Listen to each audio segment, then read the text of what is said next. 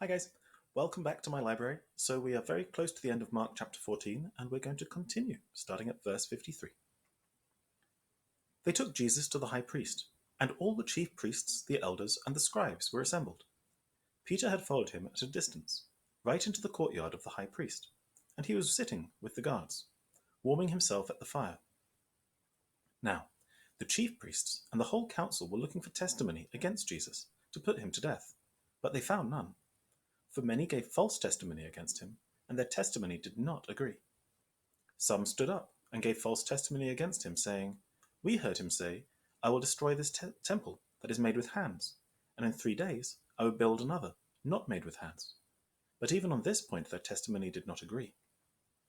Then the high priest stood up before them and asked Jesus, "Have you no answer? What is it that they testify against you?" But he was silent and did not answer.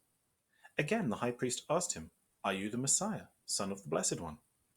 Jesus said, "I am, and you will see the Son of Man seated at the right hand of the power and coming with the clouds of heaven."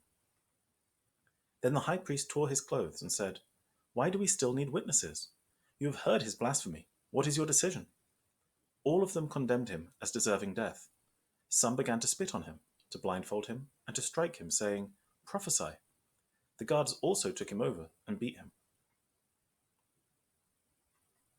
All right, well, let's look at some of the details in here. So once again, it's the priests, the elders, and the scribes, just as Jesus predicted 3 times before. They have collaborated together, and they're acting furiously against Jesus. They collect a bunch of witnesses, but these witnesses, as it says here, their testimony did not agree.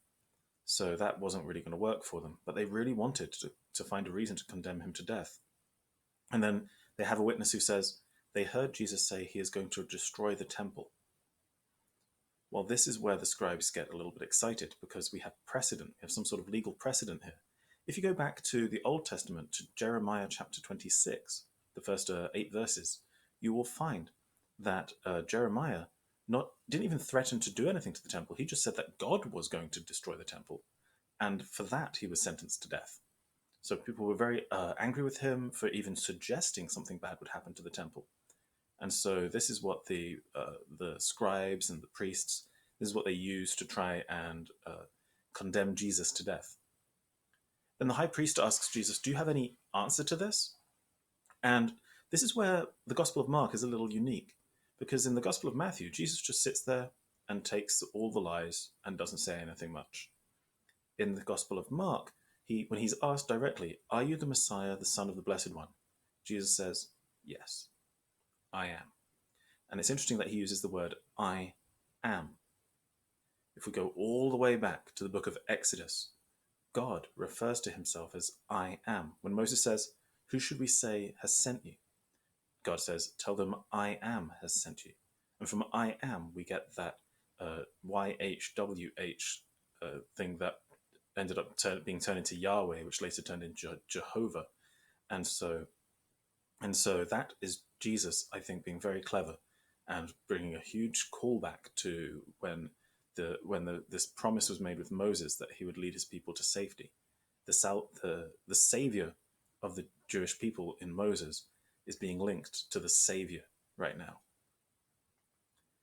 And so then, just as was predicted in the book of Psalms and the book of Isaiah, Jesus is treated awfully.